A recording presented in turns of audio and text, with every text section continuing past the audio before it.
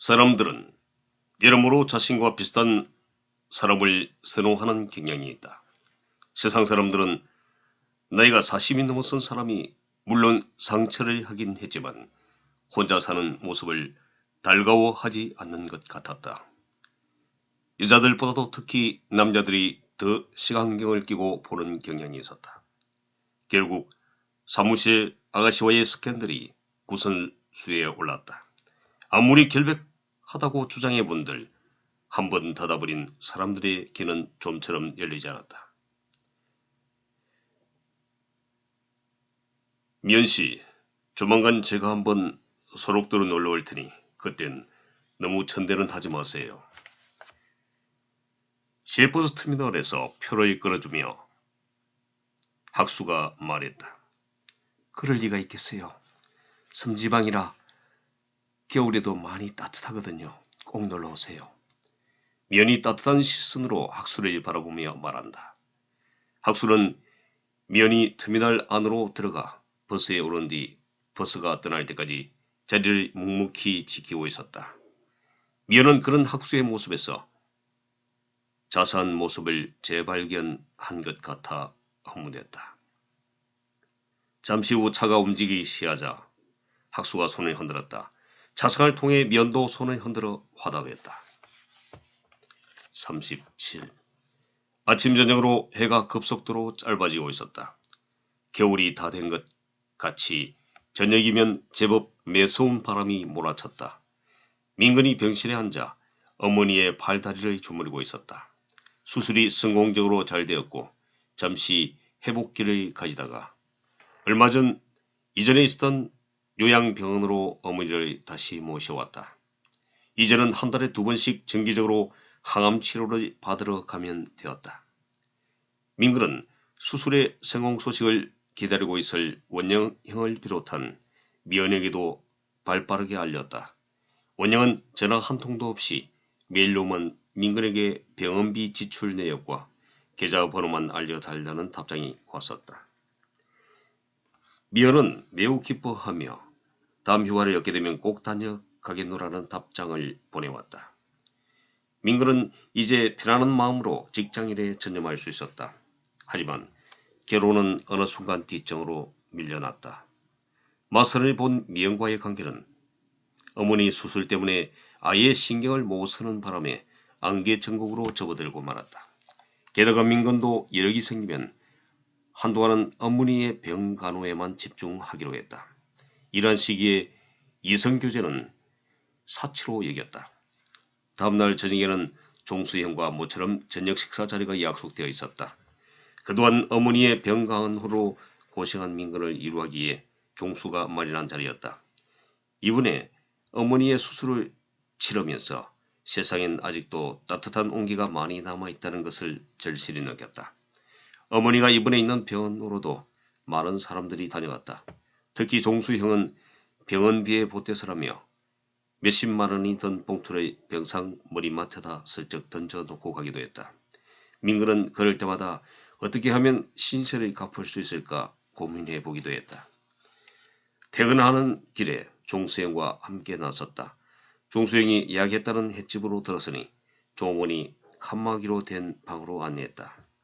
아무튼 그동안 어머니 수술을 치러낸다고 박 반장 고생 많았어.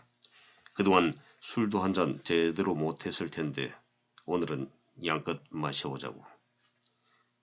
종수형이 민근에게 잔을 부딪혀오며 분위기를 띄웠다. 그렇지 않아도 민근은 어머니의 수술 문제도 잘 치르고 난 터라 홀가분하게 한 잔 마시고 싶었던 차였다. 술을 많이 마시기로 작정한 두 사람은 각자 소주잔을 비워내기가 무섭게 상대방이 금방 채워주고 하다 보니 금방 취해버렸다. 민근도 오랜만에 마신 술이라 상당히 취했다. 박 반장, 요즘 어머니의 형편이 불쌍하게 되었어. 영 기분이 좋지 않아. 연거푸 마신 술로 불쾌한 모습의 종수가 술 기운을 빌어 하소연하듯 불쑥 그 말을 내뱉는다. 형님, 왜 그러시죠?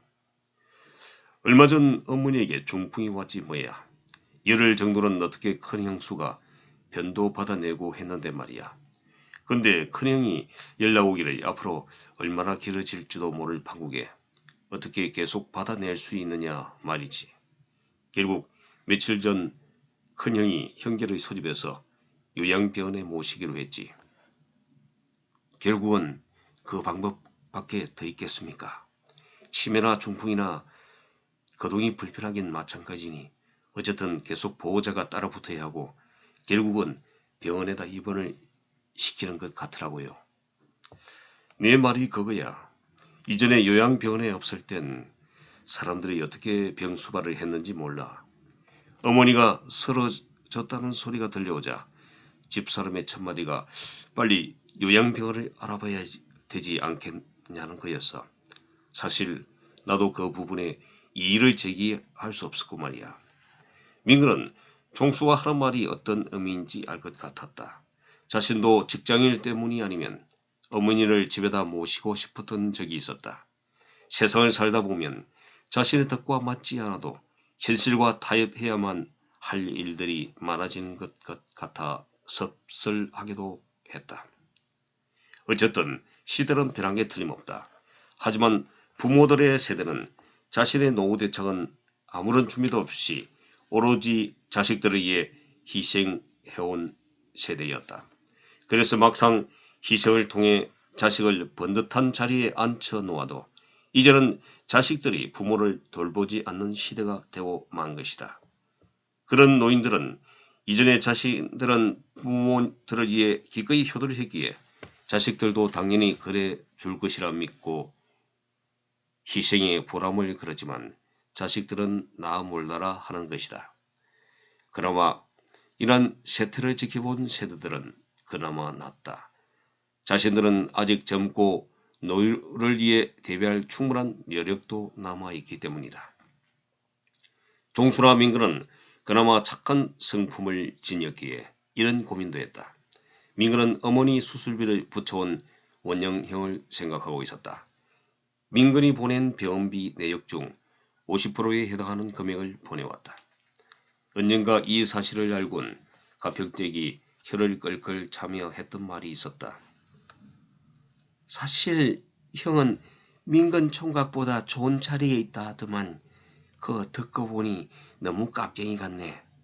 수술비도 수술비지만 약값에다 그동안 병간호로 애쓴 봉사비용도 감안해 줘야 할 거 아니요. 호호. 하긴 처음에 수술까지 반대했다고 했다더만. 하지만 민근은 그 정도로도 만족했다. 형도 이제 유학생의 신분이다 보니 경제적으로 힘든 부분도 있을 것이다. 그나마 그 정도 금액을 보내온 것만도 고맙게 여겼다. 38.